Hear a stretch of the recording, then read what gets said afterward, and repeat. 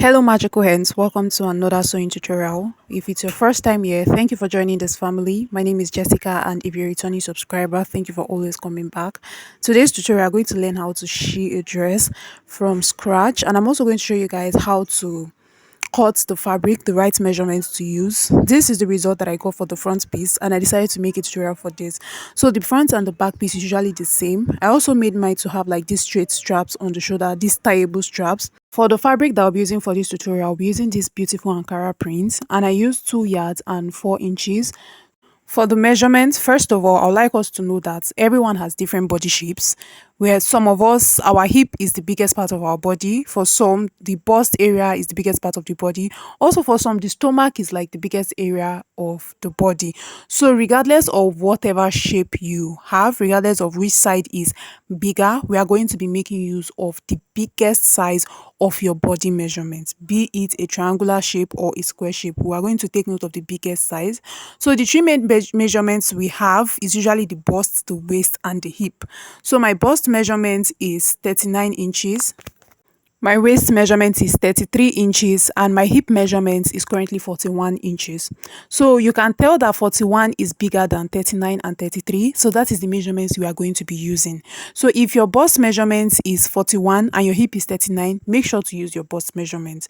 So this dress is going to have front and back, which I wrote F and B.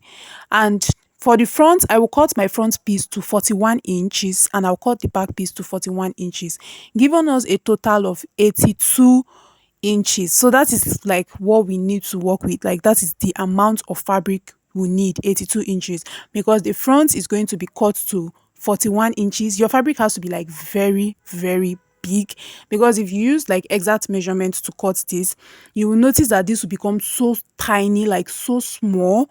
It won't be able to pass through your body. Honestly, when you're making a sheet dress, your fabric has to be extremely big. So this is the perfect measurement to use. And also, while you're applying your measurement on your fabric, you don't have to apply bust measurements. No, just use 41 inches for both the bust, the waist, and also the hip. So we'll go over to the fabric. So the length of the fabric that I have here is 39 inches. By the time I am done, I will hem the base and I'll also hem the top part. So as when I'm done with that, you notice that some inches might have gone off. I'll open up the fabric so you guys can see how wide this fabric is. So now I'll place the one that I've already sewn, and you can see a lot of difference from this. You can see that the one that is already shirred is very small compared to the fabric that is not yet shirred, but it was actually exactly the same thing. And this is just to explain why it is important for your measurements to be the way that I explained it. Also, guys, one thing about this is the fact that if you add weight, you can still put on this dress. I know when I was very, very small, I used to have a sheer dress, and it was just from my stomach to my bust area. Then the lower part was like a flare. I remember that it came to a point that that dress became tight, like tight. I don't understand how a she dress to become tight, but now that I've grown and I'm now a sewist, I understand very well what happened around there. So I'm just going to show you guys, because I already cut this before. I didn't know I'll be making a tutorial. My bust measurements is showing 41, the waist is showing 41, likewise the hip and also the full length. So everything I cut it straight to 41 inches. And now let's go over to the sewing part.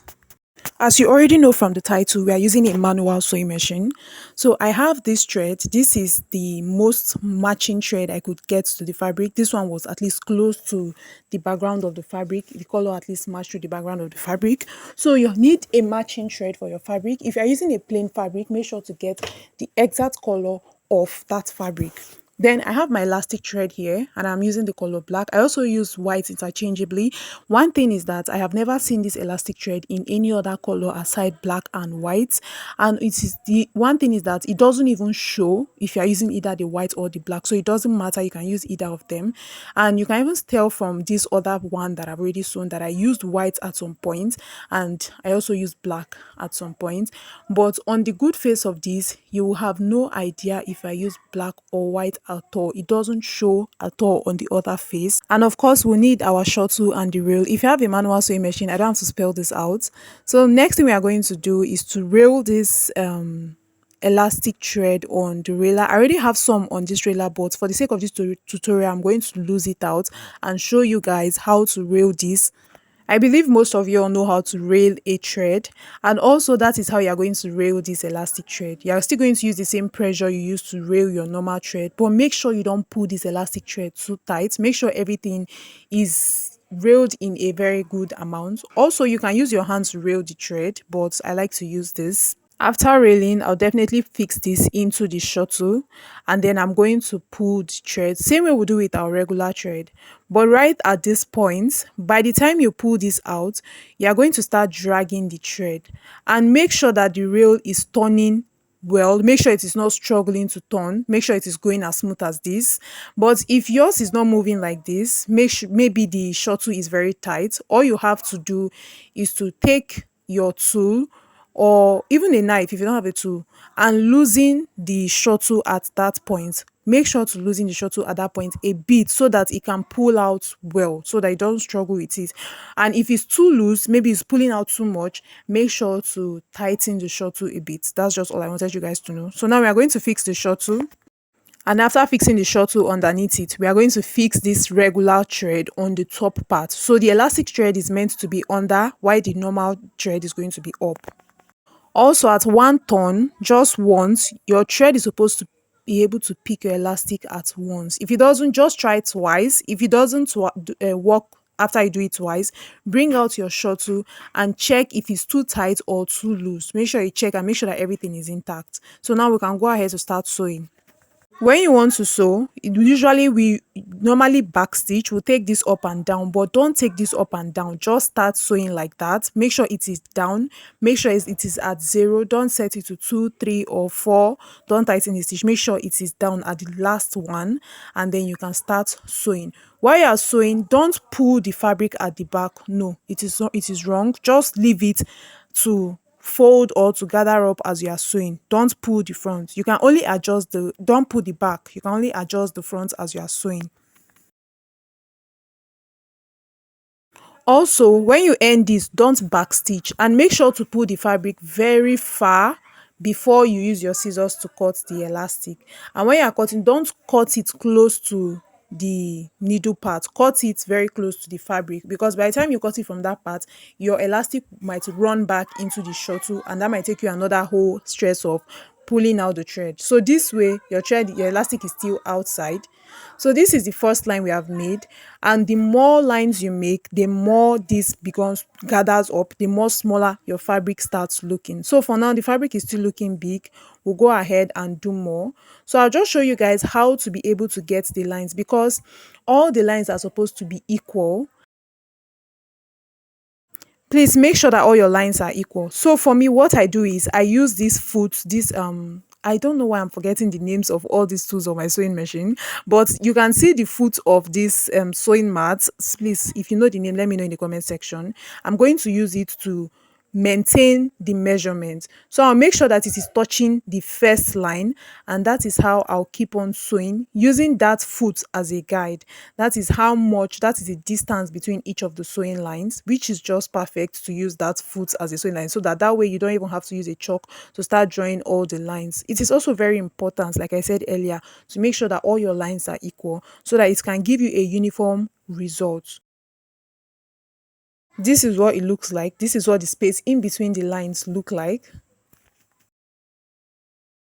So this is everything you need to do. You need to keep on repeating this same process that I've shown you guys. And I'm currently playing this on fast. So I'm going to ask you guys, looking at how much time this is going to take, looking at the effort, the energy, less especially the time. Also, if you're using an industrial sewing machine, this is going to take at least half of the time that it will take you while using a manual sewing machine. But either ways, let me know in the comment section, how much would you charge a client for this? I once saw a post on Facebook where the client said, is it not just thread we seamstress do use to make a dress? I'm like, wow. So what about the time, the effort, do you know, the creativity put in it? It takes you fucking hours to make a dress, and someone just come out there to tell you that, is it not just thread you need? Why are you charging that much? Please tell me how much you will charge a client for this.